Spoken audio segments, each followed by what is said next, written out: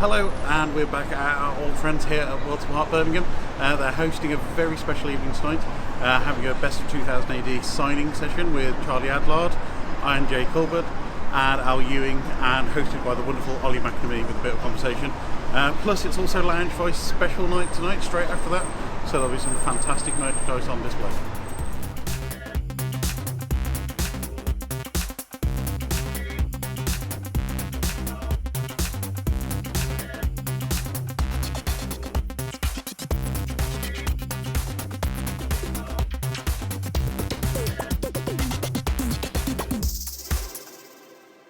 Thank you for coming. I hope everyone can see in here. Come closer if you need to. Come closer if you need to. I'm going to introduce everybody starting from right to left. We've got Jason King lookalike. I'm sure you like that little reference. Owen Johnson, who is editor, don't tell Tharg, of the Best of 2000 AD. We've got Al Ewing, who's done one of the best Hulk runs of recent times with Immortal Hulk. We've got Ian Culbard, Brink, Brass Sun, and other Judge Dredd magazine. You can say George Dredd. And we've got what's your name again? And of course, we've got none other than Charles Adlard, who Charlie Adlard, You my mother. comic book artist on Damn Them All. Have you got that with you today? That's not Damn Them All. It's somewhere here. There we go. Damn Them All, and that one. X-Files, and that's about it, isn't it, for you? Yeah, that's about it, I think. So thank you for coming, and thank you for coming to support the official launch of Volume 2 of the Best of 2000 AD. And I want to start with the editor, Owen. Quick question. 2000 AD have tried to break the American market a number of times in the past, most notably also with their franchising out with IDW. What makes this time round such a sell-out success? I think it's a big country, America, and I think they're not all readers, yeah, though. well, this is it. The kind of cultural memory in the States seems to be the Eagle reprints for a lot of people, which was obviously a big series that was put together by Titan, that were doing a lot of the graphic novels for the UK market at the time. I think one of the reasons that this seems to have done well is that we're just in a completely different kind of makeup of how you sell books and how you sell comics now.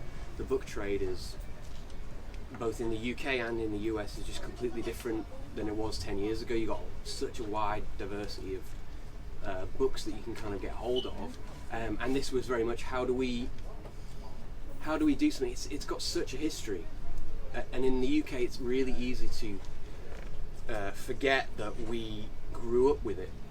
It's kind of a cultural touchstone in the same way that the Beano and the Dandy are. It's kind of baked into growing up, I think, for a lot of comics readers here in the UK.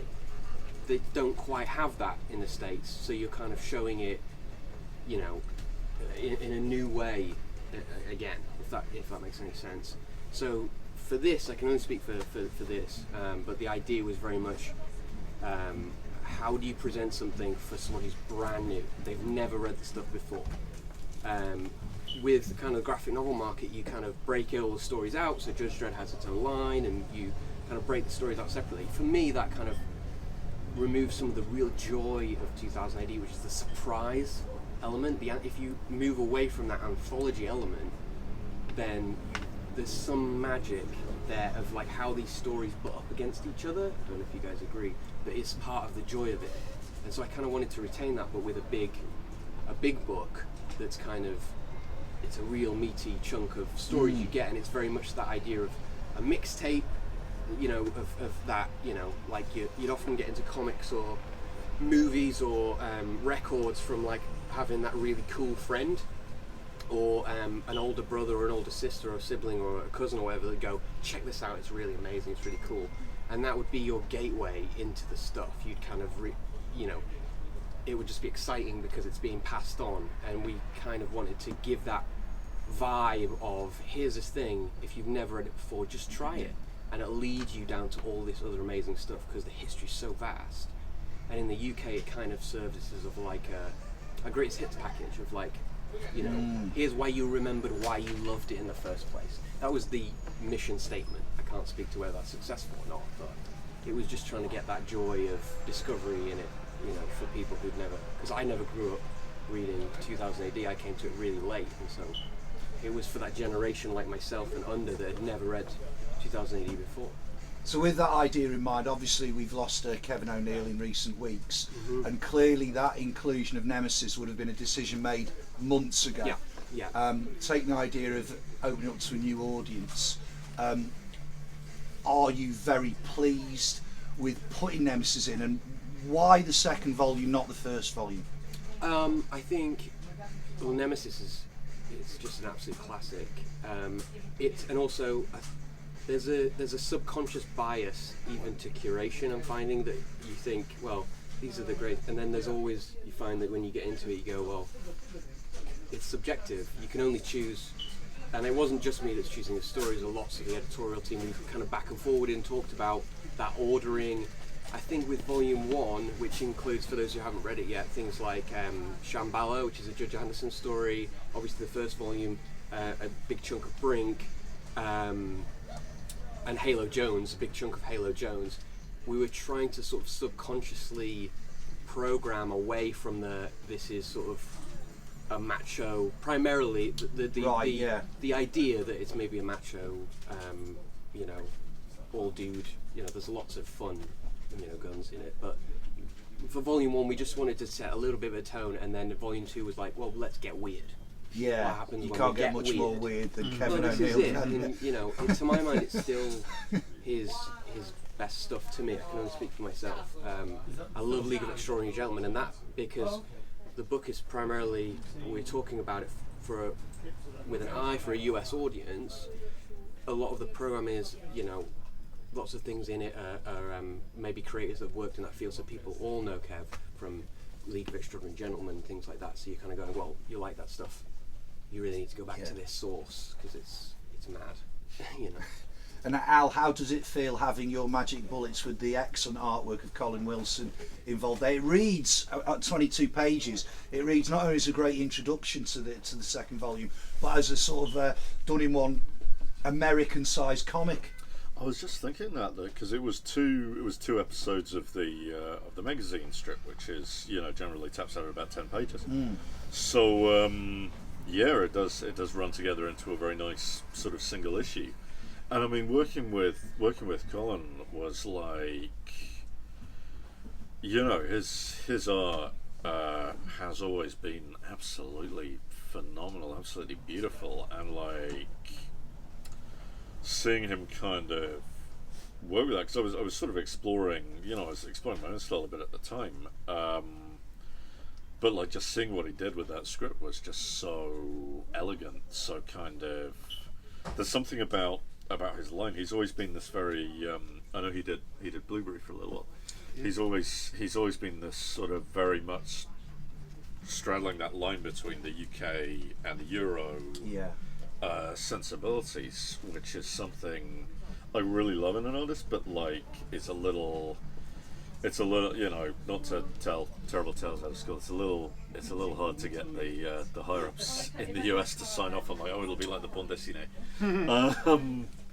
But like you know, they have their own styles and preferences, but like, looking through that again, it's a rare thing where you look at I actually haven't had a chance to flip through it and, like, you know, properly vet my own writing after how many years? After over a decade. Well, so. After however many years, but like, you know, otherwise I'm pretty, you know, I'm absolutely certain it holds up. Were you able to hand pick him then as an artist for that? It's no, there was nothing like that. It was like literally, Matt going, oh, we're going to put Colin Wilson on it. I was like, yes.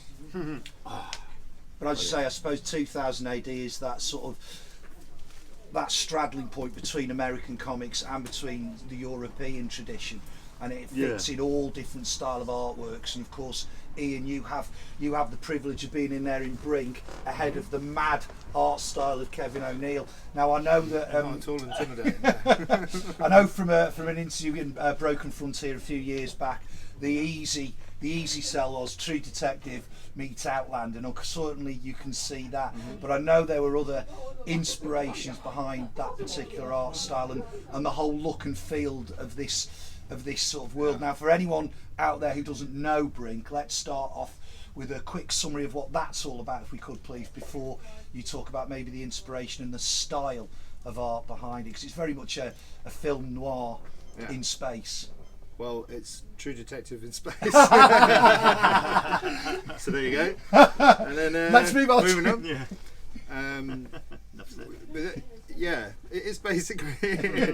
But then the style thing of it came about when I was when I started work on it. I did about the first 10 pages of it or something like that, and then I had to go into hospital for surgery, and the medication in the hospital and surgery made me rethink the colour scheme and everything I was doing with the artwork. So I was lying in bed, recovering, and then I sort of went over it, and I was thinking about there's a graffiti book in the 1980s that came out about the New York graffiti scene, and I could remember the pictures of the subway cars all being completely covered in, on the interiors, completely covered in graffiti everywhere. So that was the first thing, and then the other thing I thought about was Tokyo at night, basically. So all the neon, but also the way in which that kind of the color palette is then sort of very primary, and so those were the two major things. I just went back and redid the first. I think I did about 10 pages and then came back and redid them. Right. And then because I just went, no, it looks wrong, and then came back and suddenly realised what it was, and then that's sort of been how it's sort of been since then for what is now coming up to 6 volumes, so or will be eventually. Yeah. And Charlie, what was it like to draw Judge Dredd again? Again. That was great. I always enjoy drawing the good old Joe. Well, I mean, it would have been a long time since you'd worked on 2000 AD, I know from conversation in the past, so it must be quite nice to be picked as the cover artist for the second volume. The cover artist. Yeah, it was great. I don't know what else to say. I mean, I'm always up for doing a cover for 2000 AD. Not that I've done many, but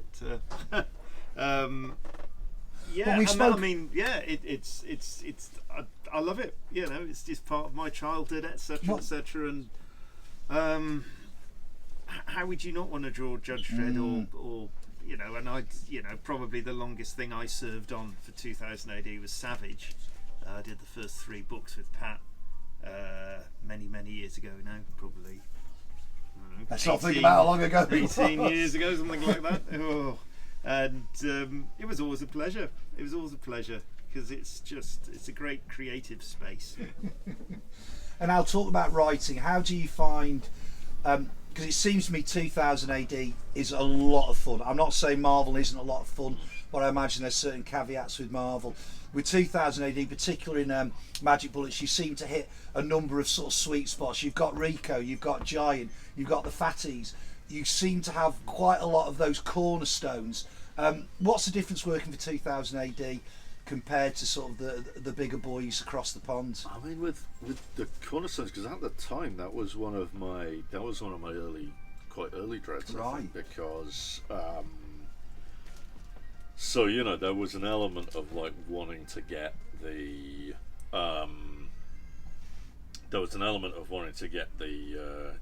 some of the classic folk in, and I mean I did want to like do stuff with Giant and Rico because I was like, they weren't obviously, they were John Wagner's kind of characters to decide what they were doing, but like I did really like the idea of putting them together.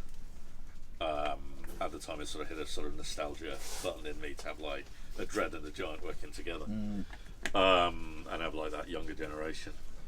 But like, in terms of the difference between the two, it took me a while when I started writing the American comics. It took me a while to get used to having that much space to move around in. And even now, I don't really decompress that much. I'm kind of the main criticism I seem to get from readers is that they occasionally find my stuff rushed, and that's because deep down I'm still working at that like 5-page episode pace, and I'll just like. But there's something about that concentration of narrative that really, and especially with the Dreads, because they're so keen to like done in ones. It's like. I mean, Magic Bullets is kind of cheating as an example. It's something I could have done in 6 pages, but it would have been a little bit of a waste of the idea, because I remember at the time I had the idea, it was like, oh, that's And a you've magazine. got Colin Wilson on art. Yeah, but it's like that's a magazine one, because Right. that's a lot of just the whole idea of a bullet that fuzz itself. It's very simple, but like there's a lot of story in that.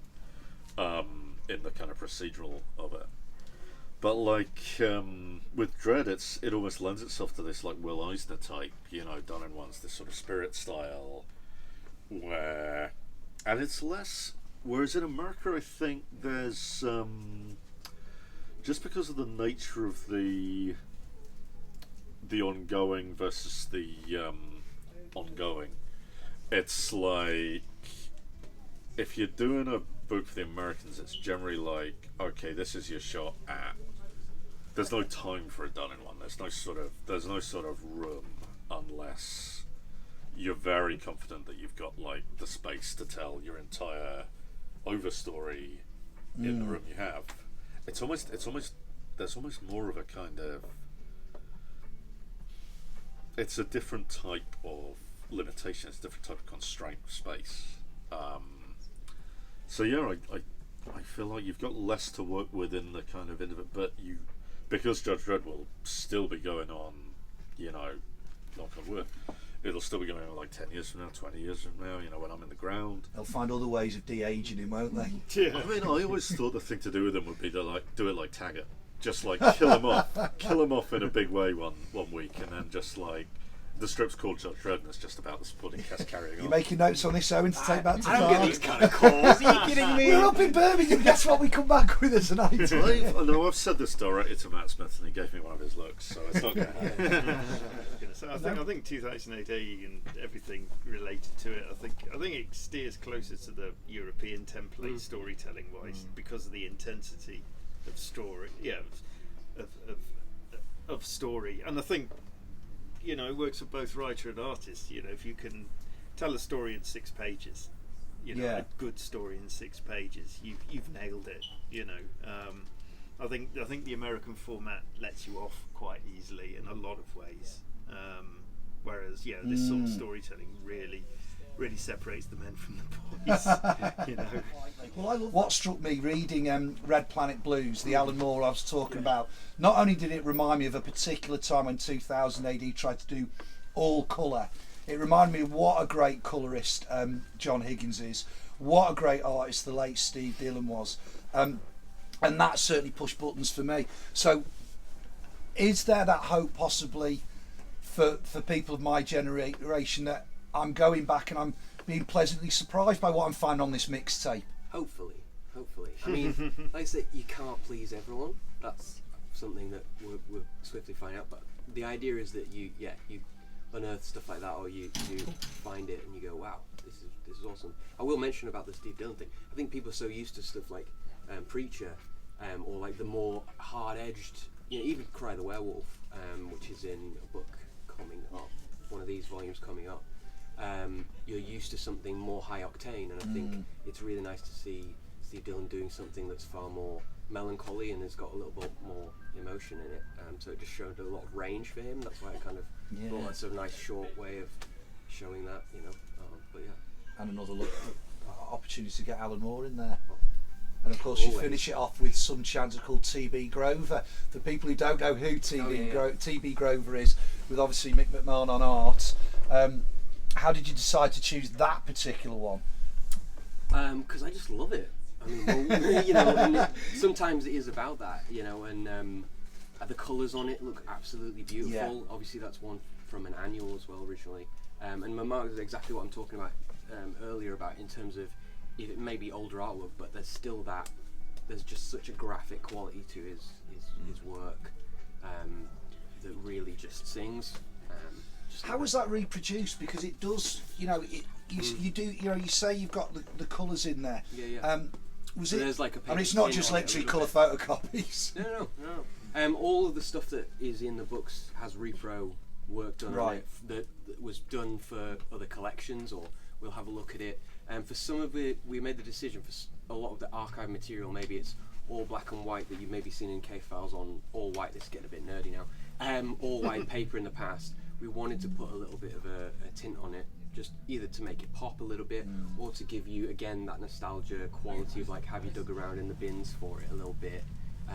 Even though we're not using matte paper or anything like that, you just still want a little bit of something to differentiate. Okay, this is the vault section, because that format goes right through. You have your sort of modernish dread to kind of kick things off, your big graphic novel feature presentation in the middle, then you're back in the vault at the end, so you can kind of dig around. So that's kind of the idea. And a one-page DR and Quinch at the very end. Yeah, you need that last hit. Even if you've got something really grim before it, you just need something to kind of be like, it's just comics. And you've got just enough for all 6 volumes, haven't you, to include DR and Quinch? Yeah. What are the fellow artists, creators around the table? What are your fondest memories from childhood of picking up those 2000 ADs, looking through it, or maybe sort of classics that you'd forgotten about? Well, I personally, I came into it weirdly via Star-Lord. Right. Star-Lord was my sort of thing that I picked up first from a newsagent. So when would that be? How long ago was Star-Lord? Well, 78, 79 would it be? Yeah, so... Actually, which branch of the Star-Lord service were you in? The Star-Lord Which service? base did you have? Oh God, yeah, I forgot about that, yeah. So, and then of course when it amalgamated with 2000, Right. that's when I started reading 2000 AD. So that would have been You had no other choice at that point, did early you? 80s, wasn't it? Yeah, and the good old British comics, the way they absorbed other comics and then absorbed them so much, like the Blob, wasn't it? Yeah, just consume it so much and suddenly, And then implode. Suddenly the name has vanished off the cover, isn't it? It's 2000 AD featuring Star-Lord for about 20, 30-ish, and then suddenly it's just 2000 AD. But of course, I suppose because of that, my sort of initial love was Robusters, of course, and it was only, God, I probably went through about 20 years of my life not getting the joke of Rojaws and Hammerstein as well, and it was only until I was watching the television or something, and it was Rodgers and Hammerstein, some musical, and I was like, Rodgers and Hammerstein. Libel world. Oh my God, what a genius! Because I just thought it's the perfect way of doing something like that, because obviously Rojaws is a trash joint with Jaws and everything, so you just associate Rojaws. You think, yeah, obviously, and Hammerstein, he's got a hammer and everything, and Frankenstein, so you think, yeah, that makes sense. And then when you just thought Rodgers and Hammerstein, sorry for the youth in the audience there, they were composers of musicals back in the day. Yeah. So what are your everlasting memories and long-lasting memories, Ian? It's cybernetic stickers from the second prog, basically. Right. I was sitting on a coach to Victoria Station. I remember sitting there on the bus, reading it, and I can remember pulling those out and wearing them. And Al, what about you? Obviously Star-Lord as well, or 2000 AD, or both? I came to Star-Lord after its time. Sadly, it was I used to go on like back issue hunts in London to and come back with like 50 progs at a time and just like go through from 50p bins, Wow. really kind of or no cheaper. But So you'd be able to binge these long runs of things then, would you? Yeah, rather but than weekly? when I started was a really good time to start 2000. It was kind of, I guess you'd probably call it like the Bronze Age or something, but it was around Strontium Dog sort of. It was around Midnight Surfer era, so Right. Like that kind, a little, very slightly before Midnight Surfer, but you were getting Midnight Surfer, you were getting like Slaves of Drool. In Strontium Dog, you got Slain. Is it Slain? Slain, whatever. Yeah, you got classic Glenn Fabric Slane. Has got this on Rogue Trooper, which I have extremely fond memories of. And then, after a while, kind of Nemesis came back. So with Ego Trip, which was, my first introduction to Kevin O'Neill, which, oh my God, what's this? But it's some really amazing. So just a really amazing time to kind of be a brand new reader. Just in terms of just getting so many top tier 2000 AD series. And it's like there's been a few times through 2000, because I stayed on it until about probably 1000. Give or take certain times when I couldn't get to newsagents every week, or I just fell off it. But there were ups and there were downs in those times, but there were a lot of really.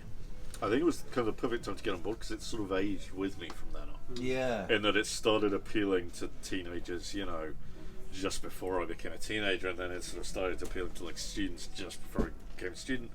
And it was 2000 AD was right there with me as a very kind of habitual read until kind of it sort of got to a stage where it was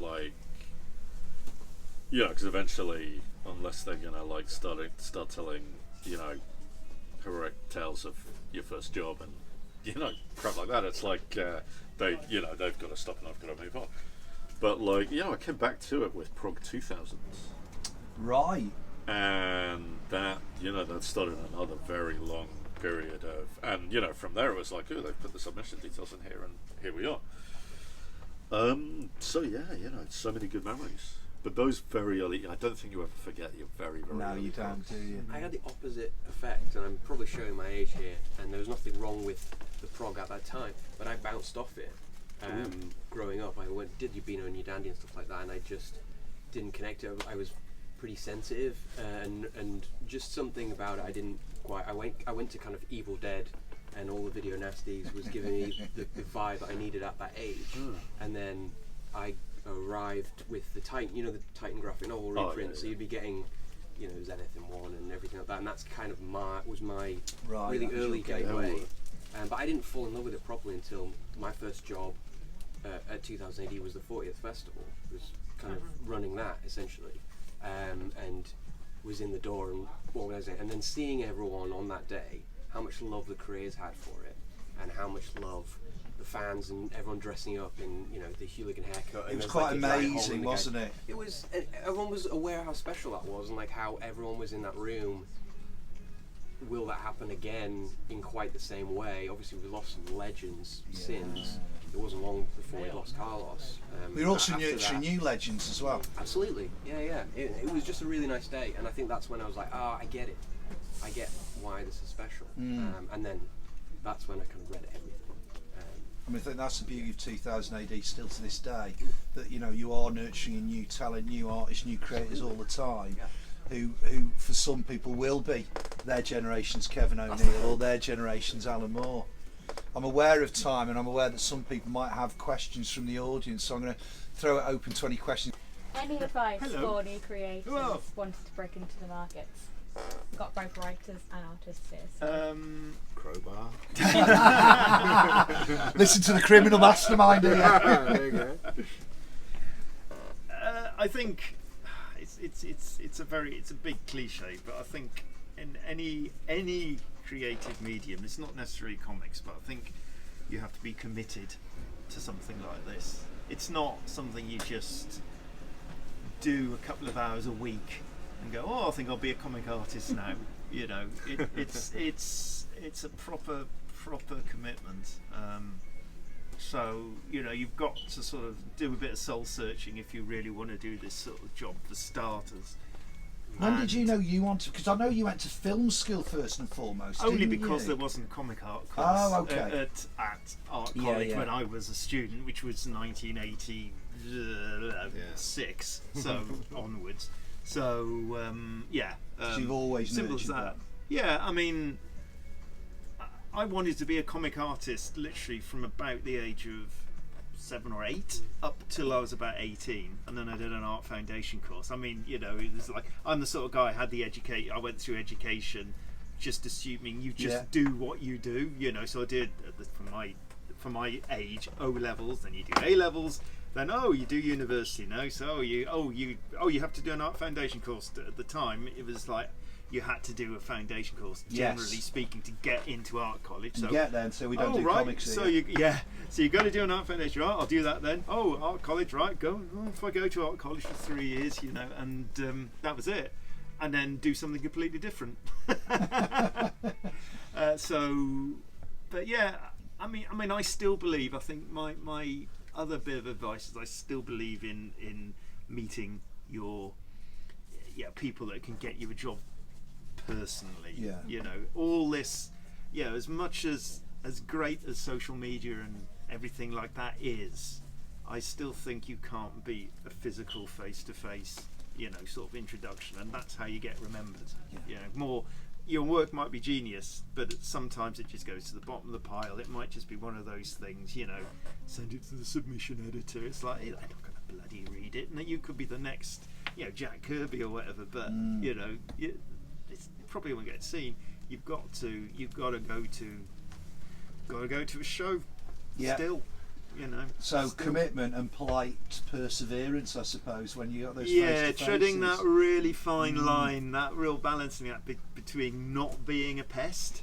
Because I've done that. I did that. I remember I got a right telling off from Paul Neary of all people. Really? An editor from a long time ago. Marvel UK. Yeah, it was at one of the UCACs, and I just pestered him just a tiny bit too much. Fair dues, he just said that's enough. Right. He wasn't cross. He was just like, that's enough. Well, you got the message. Yeah, I was like, all right, back off, you know. And so you've got to be memorable, but not that memorable. Ian, similar advice, maybe a different advice. Break in another way without. No stealing and stuff like that. Well, I started out in film and television, weirdly, because I similarly couldn't find courses that dealt with that stuff. Well, we get loads of courses now, but we didn't have anything like that. And so I accidentally became a film and TV guy, and so I was making TV commercials in Soho. And then while I was doing that, I was developing TV shows for companies like BBC and Nickelodeon and stuff like that. But I was a development guy, so I would write scripts for stuff that never got made. Right. But I did that for over and over and over again, working in TV and just seeing stuff not get made. So basically I sat down one weekend and just drew a comic and printed 10 copies of it, sold it in Gosh in London, and it kind of fulfilled a need that I realised, you know, that was what I needed to do. So we had a baby, and then and on the day my son was born. How does that correlate? Well, because the day my son was born, I was deciding to shift over into doing comics. I got my first rejection letter from 2000 AD. So on the day he was born, but because he'd literally just been born that day, I was full of like, this is an amazing rejection letter. This is fantastic. But it gave me enough to go, that's fine, keep trying. Basically, so that. It wasn't the other way around. You were no, baby's not. Yeah, whatever. No. Well, one thing is when you got a kid and you've just chucked in a really fairly lucrative career because you want to do comics. Could you draw before though, or did you just literally sit down and go, "Well, I guess so far"? Because that goes completely against your advice, doesn't it? Well, no, but you obviously because you said you just sat down and drew a comic. I've been drawing since I was a kid. Okay, yeah. No, but you didn't just sort of go, I write this. I've written this stuff. I'll see if I can draw. Do this. Yeah, cool. I can actually draw. At the age of 25 or whatever. No, I just shifted careers, and because of that, having to support a family, and that's a very good motivator, basically. So I like that idea of having a product out there. I think there's something to be said about you were referring to my son then. I was going to pull you up, I realised you weren't. Okay. Al, from a writer's point of view, similar, different? Yeah, I mean, there's a couple of points being made. I'll sort of expand on a bit, in that, like, it's not just kind of your editors you want to have like face-to-face meetings. It's also like there'll be people as you go to the cons, as you kind of do the small press stuff, there'll be people around you who are kind of also hungry to break in, and you'll kind of, and these are kind of the most important people you can meet, because they're kind of your your contemporaries. You're like, it's like I remember at the Bristol cons in like the early 2000s, I ended up kind of drinking with like Cy Spurrier, like Rob Williams, Kieran. Those shows, they were great. Yeah, they were great. But all of these people, and it's kind of great meeting these big heroes. But it's like the people who will be sort of in your corner as you go are the people you meet along the way. The other thing is, it's in terms of practical advice, like start small, finish what you start is always my go-to. It's like I've got nothing against people who have 600 part epics that they're painstakingly going through, but it's like the chances of you finishing that are a lot less than the chance of you finishing like an eight pager. I mean, and no one's going to read it either. No editor will read it. No one, like a massive synopsis. Yeah, that goes on. If anyone comes up with Cerebus, you can forget it. Yeah, exactly. My go-to with this is Rory McConville, who I first met when he came up to me at a convention, and I was at a table. This was about, I want to say like 10 years ago, more than that. Got to be like 2008 or something. But like he comes up to me with this little thing, very beautifully printed. It's sort of black and white and like one colour on the inside, but the outside is lovely colour covers. He's got he's chatted some prints about that. It's it's a nice size thing. I'm like, oh, I'll take this. And when I'm bored, I'll have a quick flip through, and it's good because it's these little stories. There's a like 3 page. It was the shortest one. Like 8 pages was the longest, and it was just little like magic realist stories. Normal people, normal stuff, but with one magical science fiction-y type element. Like one of them was about like somebody who was allergic to Monday and had a special room built in his house that you had to go in every Garfield, Monday. I've read that one. Yeah. But like probably where he got the idea. But like there's a few other things. There was like a restaurant thing, Saturday Night Golf Course. It's like, but like wonderful little stories. It's a great showcase of his talent. Yeah, and I was just like, you've got to show this to editors, because I kind of flagged him down. Like when I saw him next day, I was like, you've got to show this to editors. And that's still my favourite sort of thing to pick up at conventions is like people's little. Oh, here's just a bunch of little things, little stories, and that's somebody who's gone.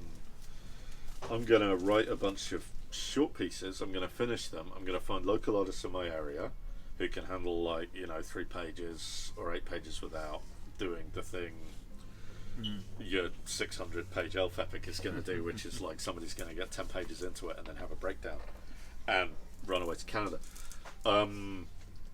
But like, and yeah, that's the way forward. And also, it kind of, if you're doing this stuff, if you're doing the small press, if you're putting out your things, it's like, it's kind of easy for me to say that is also a fulfilling thing from, my like Spider-Man shaped desk chair, but it's like kind of it's sort of the truth. It's like you've got to satisfy yourself first and foremost. You can't be worrying about like, oh, I won't, why aren't I getting Batman? It's like it's got to satisfy something inside you, right? Yeah, first and foremost. Or what are you even doing? Well, yeah, but just very briefly, it's like Al was sort of hit on the point as well. It's like it's also really good if you're both ways. If you're an artist, find a writer to work with. If you're a writer, find an artist to work with. Editors are going to respond much better to something finished in front of you rather than, especially as a writer. Writers are notoriously hard to break in because you're presenting them with just a bunch of words. It's not something they can instantly go, oh, this, I can see. As an editor, any editor worth their salt will instantly see whether an artist is good enough or not within 5 minutes. You can't tell that from a synopsis or a script or whatever. You've got to sit down, you've got to read it. So the best way to present yourself is combining. I mean, I've done a lot of work for European, the bande dessinée, French comics, and French editors will hardly look at anything that's presented to them as an individual. You have to go to French editors with a project. It's almost 95%. That's what you have to do. Unless you are literally a genius, especially on the art side, you're not going to get through to French not going to get to work for them. unless you have literally a project on the go, you know, Right, something yeah. you can show. And because the French are notoriously standoffish. There's that as well, yes. Owen, last word from you then, as someone who's also created independent comics in the past, also wrote on the Reneg, and now is editing this. What kind of advice would you give ahead of course, the Thought Bubble annual 2000 AD talent search? Oh well, I mean, these guys are far more qualified to kind of answer the question on the kind of creative front. But I would echo what they said, in that work. I think for any writer or artist, you've got to work out, and the world will respond with what you put out there. So if you put out something that you are meat and guts about, that it's coming right from you, the world responds to that, and they will give you jobs related to what you are standing behind. So work out what it is that you're delivering, not what your heroes are delivering, not the kind of art that you read, but the art you make. What are you putting out in the world that only you can do? And then really work that out. It's a hard question to answer for yourself.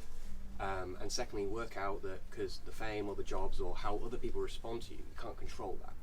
So when it's 2 o'clock in the morning and you've worked a day job, or you're doing all the other stuff, and you sat there, do you enjoy the process in the middle of the night where everyone's asleep of just being with your own company and making the stuff?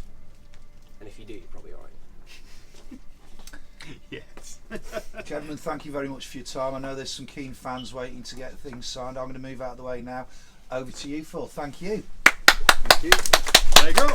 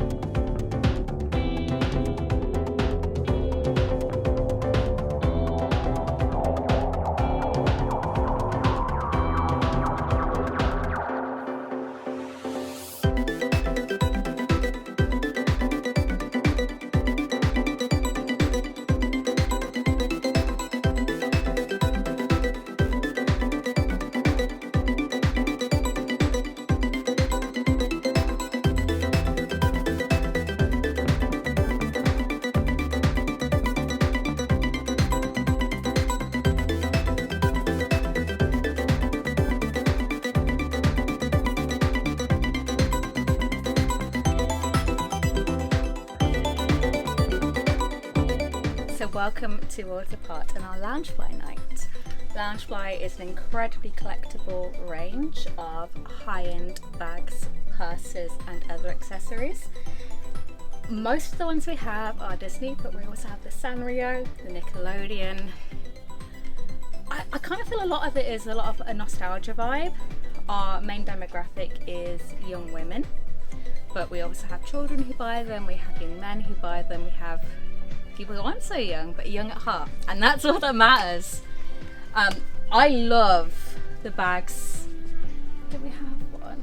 There's one bags that look like books that you can convert and wear several different ways. So got the Fox and the Hound one.